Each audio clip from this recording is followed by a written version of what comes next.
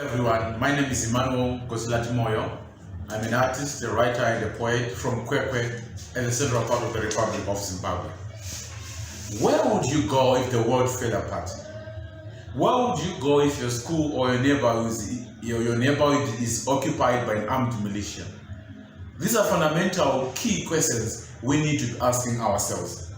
I was in such scenarios. I faced situations like that. I live in a country called Zimbabwe. We are under a military junta. I use poetry as an artist to challenge government of oppression and political corruption. Due to my work, I have faced a lot of threats, death threats. I've been arrested several times, tortured.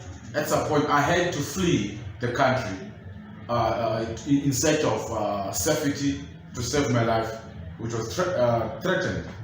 I want to give credit and acknowledge the work which is being done by artists at risk. I want to thank Marita and Iver for the work they are doing. I got a residence in Helsinki and the current one in Accra in Ghana.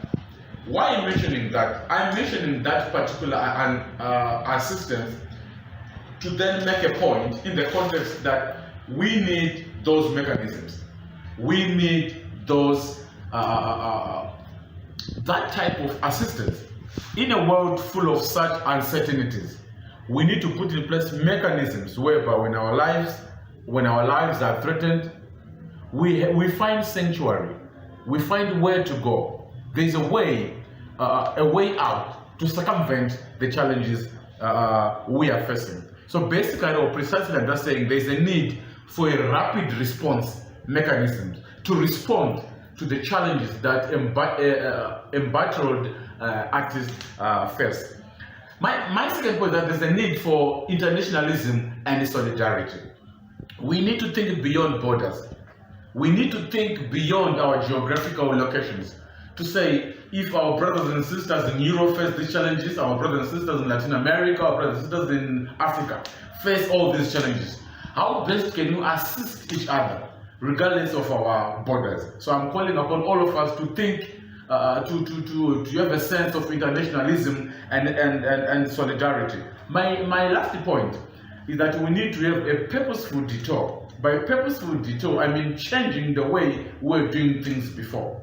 Like for instance, we have organizations which can offer assistance to artists who are facing challenges, to this and that, whose lives are at risk, but there are a lot of bureaucracies.